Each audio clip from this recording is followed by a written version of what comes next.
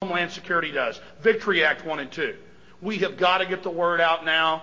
We have got to warn everybody, because this military-industrial complex and their PNAC and their NORTHCOM plans state that they will carry out the terror, that they will engineer the crises so that they can offer their solution. It's been done throughout history. The good news is that right in my hometown of Austin, Texas, we just threw out the Patriot Act. It's over 400 cities. It's over 400 cities. It's not 170. It's not 250. It's over 400 cities and towns. That's being censored. It's now 3 states with about 3 or 4 others about to repudiate it. We have a Bill of Rights culture, a liberty culture growing, and across the board. In radio interviews I do and on my own syndicated show, liberals, conservatives, black, white, old, young, they know it's tyranny. They know George Bush wants to be a dictator, and people are waking up everywhere. So be part of history. Everybody out there watching, be part of history. Educate yourselves on the facts. Research the truth. And then get out there and speak out to everyone in your community about history. That powerful men and powerful people want more control. And it's happening again. And it can happen in America. If we don't do this, we're delivering our children and our culture and our society into the pit of a new world order global system of complete tyranny. And if America falls, the rest of the world will be swallowed by this neo-fascism that will make Brave New World in 1984 look like a cakewalk. Thank you so much for being here, and thank you for standing up against tyranny. Infowars.com.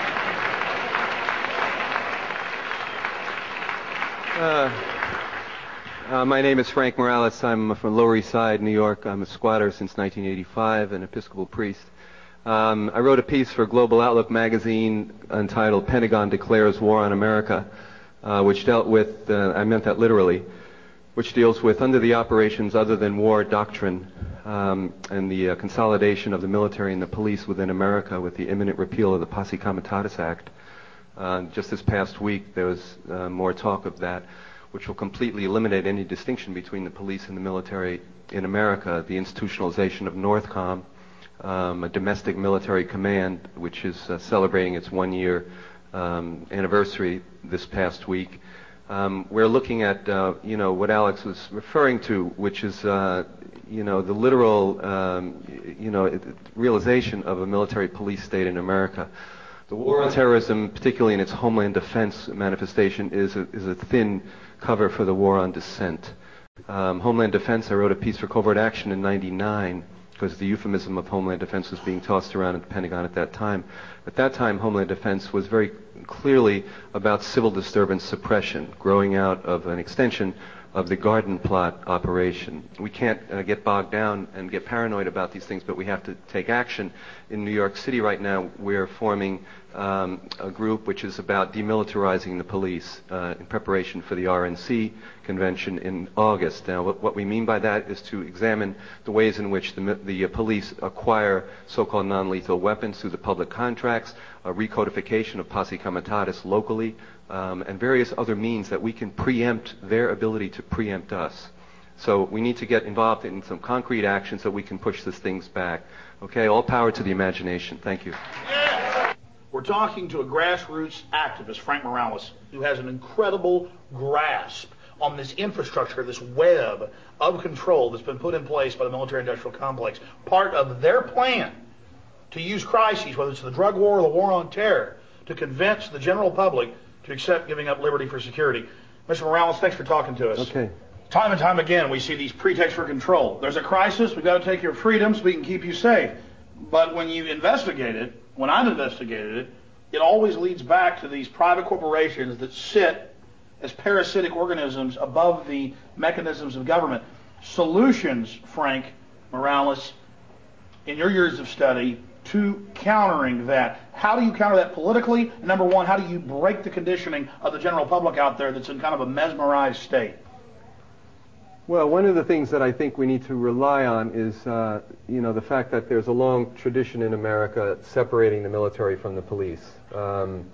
George Washington, for instance, refused kingship, was offered this title, but refused to take on that role, suggesting that You know, it was not right for a movement in those days that was about opposing the state, you know, the quartering of soldiers in people's houses and so forth. It was an anti-militarism that sort of founded this country, and the separation between the military and the police is kind of the foundation upon which our democracy is built. So I think one of the things that people need to look at is the ways in which that we can recodify the Posse Comitatus Act. The Posse Comitatus Act being the criminal statute which bars the military from enforcing laws domestically. One of the things that we're trying to do in New York City right now, along with the Bill of Rights defense committees which are popping up around the country right now, is to recodify Posse Comitatus locally, so that we can begin to break the connection between the militarization of the police and the kind of transfers of technology, non-lethal weapons, and so forth that's coming into local police forces. Right now, we're looking at 1,000 or more SWAT units around the country. We're looking at drug pretexts for Waco. Waco was ostensibly a drug operation, which allowed for the involvement of Delta Force and other military forces. So there's a connection between this war on drugs and any number of situations in which you know, the civil liberties and the rights of American citizenry are being threatened and undermined right now.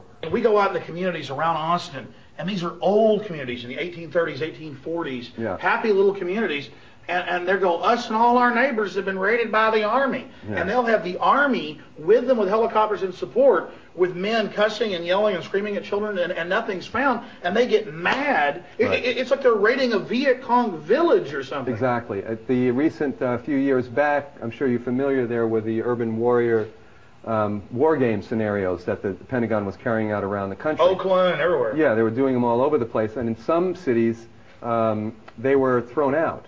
There was a town in Texas, I don't remember, Kingsville I think it was, where they had a 3-day... we were there. Buildings on fire. Right, they had right. foreign troops with them. Yeah, and then I think it was the mayor of Charlottesville, I guess that's in North Carolina, South Carolina, actually, you know, protested the involvement, you know, of the military in this training exercise and had them thrown out of town.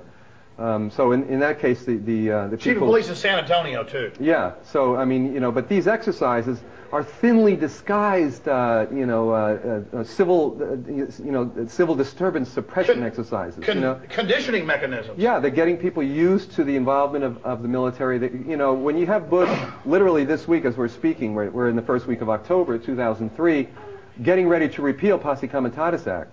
Thereby, you know, eliminating any distinction between the military and the police. I mean, they're not talking about getting us used to it. They're talking about a complete consolidation of the military and the police, so that military people will be able to search your home, will be able to arrest you legally under the weakest of pretenses. In the case of New York, you know, oh, sorry, we broke in. The woman died of a heart attack, Mrs. Sproul.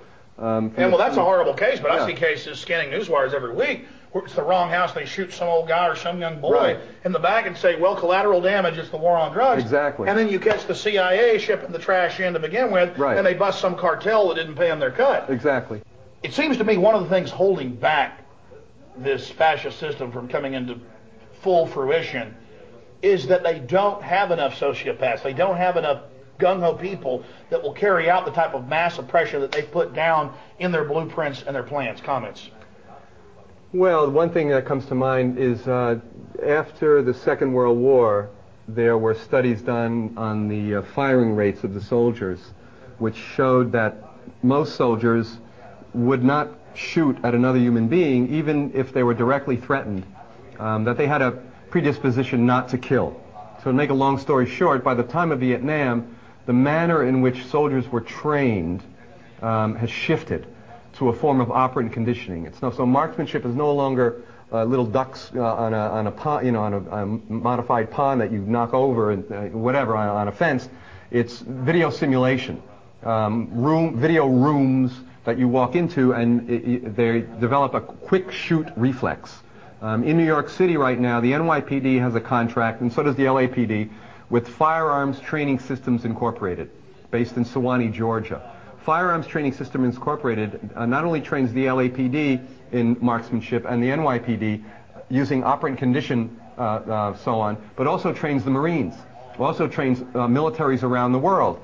Firearms Training Systems, until recently, was headed up by Peter Marino, who comes out of the Central Intelligence Agency, the unit of the sector of Central Intelligence Agency, which was responsible for MK Ultra. So it's a psychological